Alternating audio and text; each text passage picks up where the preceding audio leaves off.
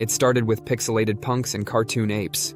And before anyone could blink, digital art was selling for millions of dollars, and 3 letters, NFT, were everywhere. For a brief, dizzying moment, it felt like we were standing on the edge of a new digital renaissance. But now, the hype has cooled. The headlines have shifted. And many are asking, was it all just a bubble? Or are NFTs quietly laying the groundwork for something bigger? Let's rewind. Non-fungible tokens, or NFTs, exploded into the mainstream in 2021. They promised a revolution, unique digital ownership secured by blockchain technology. You weren't just buying a JPEG. You were buying proof, immutable, traceable, and stored on decentralized ledgers. For artists, NFTs felt like emancipation.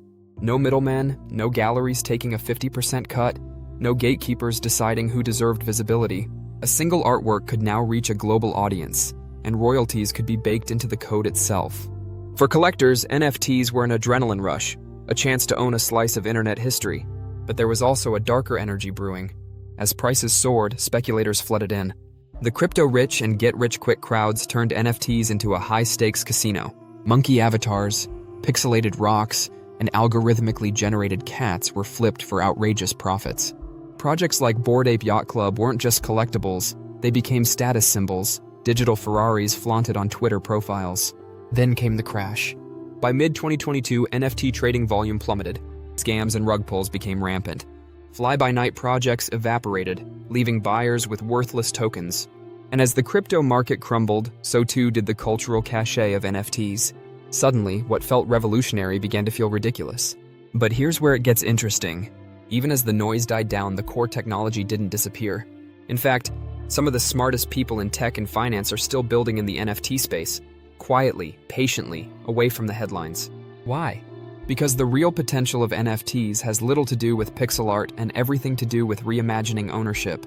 Imagine a future where your concert ticket is an NFT, scam-proof and resellable without middlemen taking a cut, or where your university diploma is secured on a blockchain, impossible to forge. Imagine in-game items you actually own, able to move them between games and even sell them on open marketplaces. These use cases aren't theoretical. They're already being prototyped. Major brands, from Nike to Starbucks, are experimenting with NFTs as loyalty passes and digital twins of physical products. Governments are exploring blockchain-based property deeds, and musicians are offering NFT albums that unlock exclusive perks for fans. So why the disconnect? Because disruptive technology tends to arrive in waves.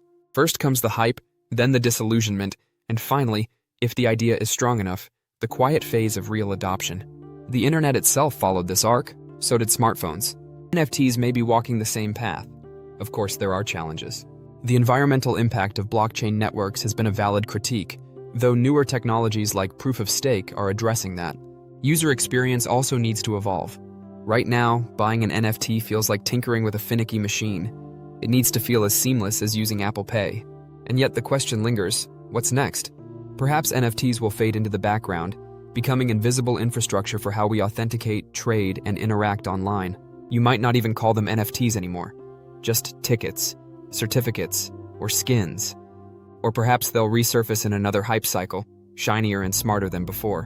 What's clear is this: NFTs revealed a deep human need for digital ownership in an increasingly virtual world.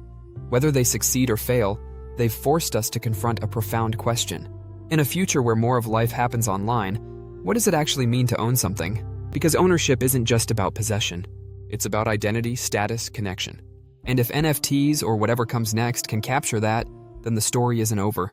It's just getting started.